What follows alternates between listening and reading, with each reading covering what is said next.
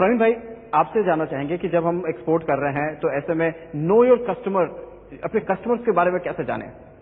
ये मैं जरूर मानता हूं कि हमारे कस्टमर कहाँ हैं, हमें एक तो पहचानने की जरूरत है।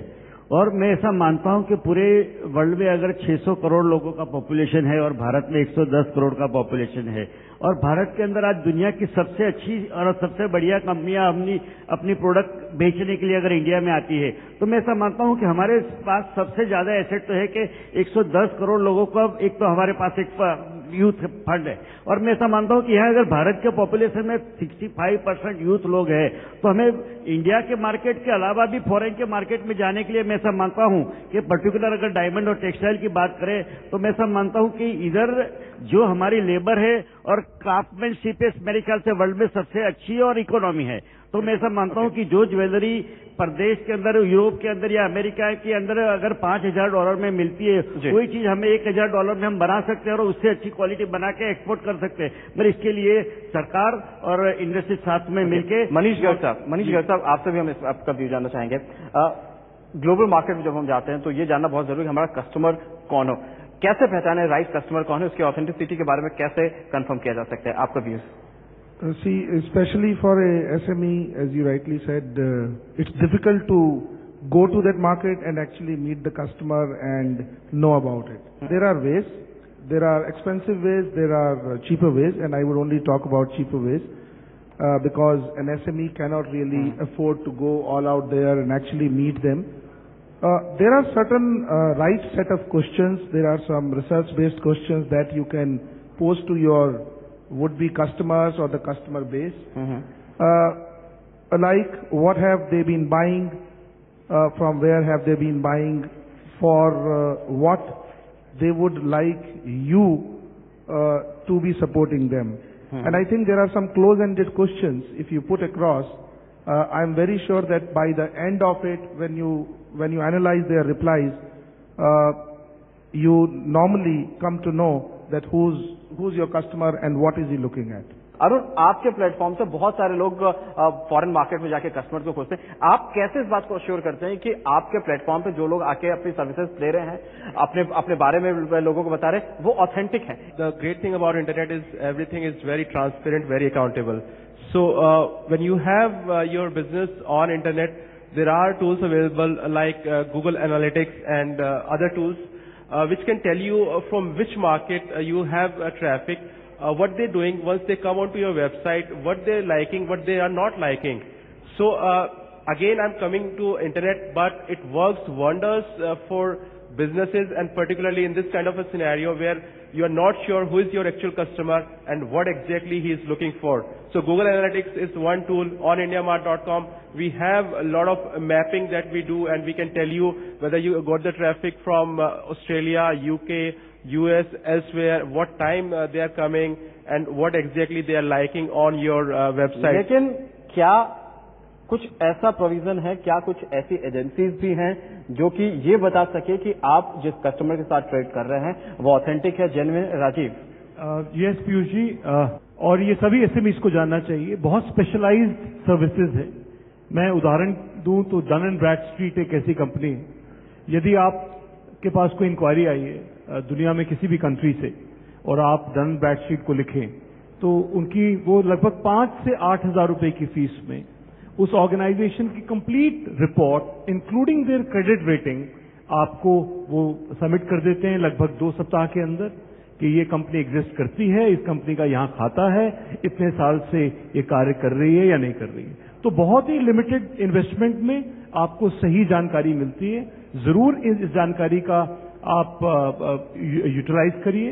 इनफैक्ट एक DNB number, unique DNB number भी दुनिया की बहुत सी कंपनियों अब तो राजीव ये स्थिति आ गई कि ज्यादातर कंपनियां आपसे आपका पैन नंबर, आपका अकाउंट नंबर, बाकी चीजें बाद में आपकी मांगती है, आपका डीएनबी नंबर पहले मांगती है। जी, डीएनबी नंबर जिससे कि आप ऑथेंटिसिटी पता कर सकते हैं। आप अपना भी देखिए, मैं ये चीज आपसे भी कहता हूं, आपके पास बाहर से इंक्वायरी आई, अब आपकी भी वो उसी तरह से रेटिंग कराते हैं कि क्या उन्होंने जो इंक्वायरी दी है, क्या वो कंपनी सचमुच में उनको मटेरियल दे पाएगी। क्या ऐसा तो नहीं है कि 3 महीने बाद आप सडनली कहें कि मैं सप्लाई नहीं कर पा रहा हूं। तो वो आपकी भी इसी तरह से रिक्वायरमेंट लेते हैं। तो आप स्वयं को भी, अपना भी यूनिट का डीएनबी नंबर लीजिए, उनके भी डीएनबी की इंक्वायरी क्रेडिट रेटिंग से की जा सकती है। और अपनी वेबसाइट्स, जब आप उनकी वेबसाइट चेक करें या आप अपनी कोई वेबसाइट क्रिएट करते हैं, तो उस वेबसाइट में ऑथेंटिसिटी है या नहीं है, क्या आपने जो लिखा है वो सही लिखा है या नहीं लिखा है, उसके लिए ट्रस्ट सील्स आती हैं और आप ट्रस्ट सील लगाइए। यदि आप अपनी वेबसाइट में ट्रस्ट सील लगाते हैं तो दुनिया में कहीं भी जो आपकी वेबसाइट देख रहा है, अगर रिप्यूटेड एजेंसी की ट्रस्ट सील है, इसका मतलब आपने जो दिखाया है वो उस पर भरोसा किया जा सकता है। Use these tools. We do offer these services. TrustSeal is one of the products that we have, and it has come out of this feedback only that there is a trust gap between buyers and suppliers. Buyers are sitting in all international markets. They don't know our suppliers, so they trust these things done by third parties. Number one. Number two is how do you trust buyers? I mean, okay, that's fine. They are not trusting you, but how do you make sure that you have the genuine buyer on the other side and he will not do a foul play with you? So at IndiaMart, we are addressing this thing, and we do call buyers. We identify them.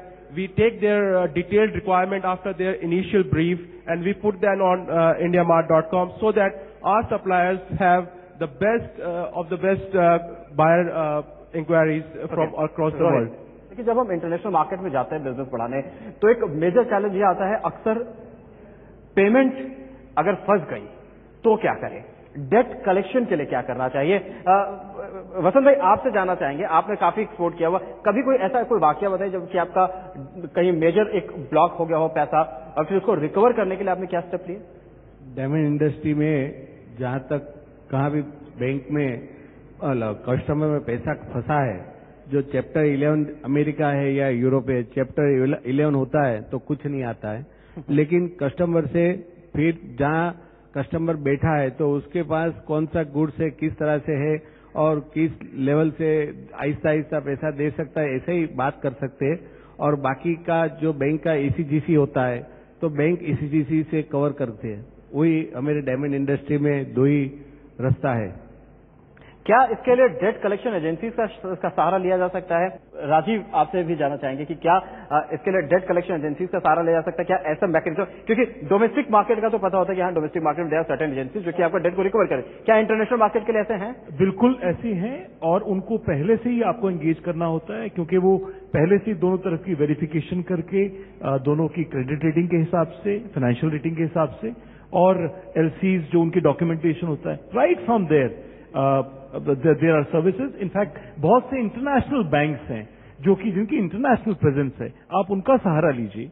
और insurance कराना, credit risk को cover करना वो एक aspect है, but right collection कर पाना उसके लिए स्पेशलाइज सर्विसेज हैं। इंटरनेशनल बैंक्स भी ऑफर करते हैं specialise date collection.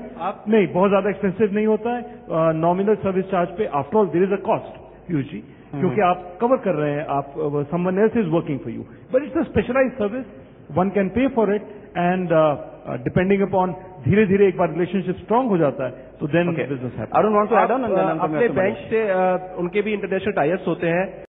Acceptance of a bill of exchange or whatever, and make it a part as a condition in the letter of credit, that helps you that in case of an eventuality they can't hold your payments back. That's perhaps one.